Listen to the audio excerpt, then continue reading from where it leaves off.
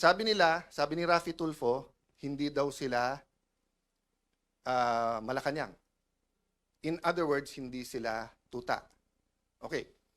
But doon mo makikita yung graduated din experience. Bakit? Kasi si Senator Tito Soto and Senator Raffy Tulfo, at least sila tuta ng Malacanang. Pero si Erwin Tulfo, tuta lang ni Lacson. Hindi siya tuta ng Malacanang. 'Di ba? Kasi nga may hawak sa kanya si Senator Lacson na alam sa kanya.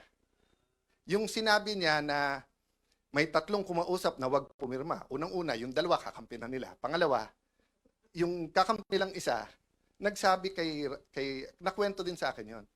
Sinabi kay Erwin, kami ang ginaganito ngayon. Ito ang hawak sa'yo. 1, 2, 3, 4, 5. Isang araw, ikaw gaganon. Kaya nung una, hindi rin pumirma si Erwin. So, yun ang mahirap sa Senado. 24 lang kami. Araw-araw kami nagkwekwentuhan. Minsan nagiinuman pa.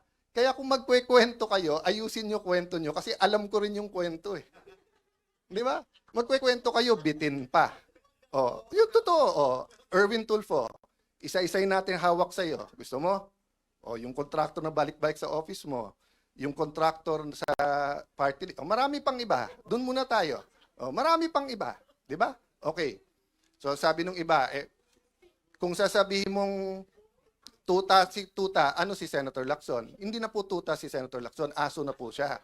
Matagal na po matagal na eh. Okay. But ano ang ibig ko sabihin sa aso? Anong klase? Iba-iba kasing klase ng aso. Yung kayo po, pagka may utos sa inyo, kayo ay nag-asikaso. Meaning you take care of it.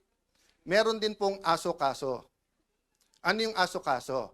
Tatahol yung aso, kakasuhan. So kung makikita nyo po makikita nyo, ang usual procedure, may affidavit o wala, ang witness itetest mo, huwag mong pababasahin ng affidavit. Kasi baka hindi siya gumawa ng affidavit. Si Senator Lacson, binaliktad niya. Hindi, basahin mo na lang yung affidavit. Hindi, sandali, payagan mo muna ang DOJ, kunin yung witness, gagawin yung affidavit. Pagbalik, basahin mo yung affidavit. Hindi po yun ang sistema.